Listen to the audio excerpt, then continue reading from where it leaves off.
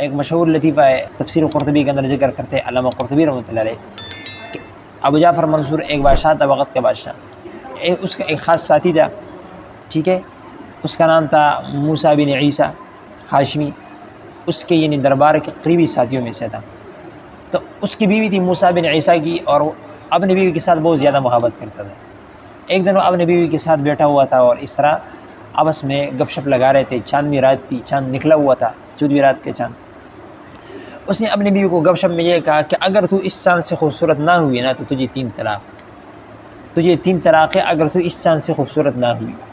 جب اس نے یہ قسم اٹھایا، یہ بات کی، تو اس کی بیوی اٹھ کر پردے میں چلی گئی اور کہا کہ ابھی تو میرے لیے کیا بن گیا، اجنبی بن گیا ہے، تو میرے اوپر حرام ہو گیا، تو نے طلاق دی مجھے۔ تو وہ موسیٰ بن عیسیٰ پوری رات اسی طرح پریشانی کے حالت میں، غم کی حالت میں اس نے رات گزاری، رنج کے حالت میں کہ یہ میں نے کیا کر دیا ہے۔ صبح جب ہوئی تو بادشاہ کے دربار میں آیا ابو جعفر منصور، اس کو یہ سارا واقعہ سنایا کہ رات کو میں نے اپنی بیوی کے ساتھ یہ کیا ہے، اس کو میں نے یہ کچھ کہا، اور اس طرح تو پتہ نہیں طلاق واقع ہوتی یا نہیں ہوتی۔ چونکہ یہ بادشاہ کے قریبی ساتھیوں میں سے تھا، بادشاہ نے شہر کے جتنے فقہا تھے سب کو جمع کیے اور اس کے سامنے یہ مسئلہ کہا کہ اس نے رات کو اس طرح قسم اٹھائی، آئے اس کی بیوی کو طلاق واقع ہوتی ہے۔ سب فقہا نے کہا کہ بالکل طلاق واقع ہو گئی ہے، اس کی وجہ کہ چاند سے خوبصورت تو کوئی چیز نہیں ہے، ٹھیک ہے۔ ان میں سے ایک بندہ بیٹھا ہوا تھا، ایک عالم فقیہ بندہ، امام ابو حنیفہ رحمۃ اللہ علیہ کے شاگردوں میں سے، یا تو امام ظفر رحمۃ اللہ علیہ تھے اور یا امام محمد رحمۃ اللہ علیہ تھے غالباً۔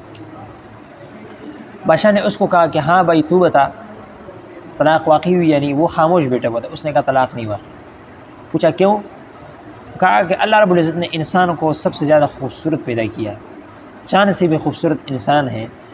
اس کے اوپر دلیل یہ ہے کہ اللہ رب العزت ارشاد فرماتے ہیں لقد خلقنا الانسان فی احسن تقویم، ہم نے انسان کو پیدا کیا خوبصورت شکل میں، لہٰذا طلاق واقع نہیں ہوئی۔ جب اس نے یہ دلیل ذکر کیا نا، اس پہ سارے مجلس والے کیا ہو گئے، حیران ہو گئے کہ یار اس نے یہ دلیل کس طرح ذکر کی ہے۔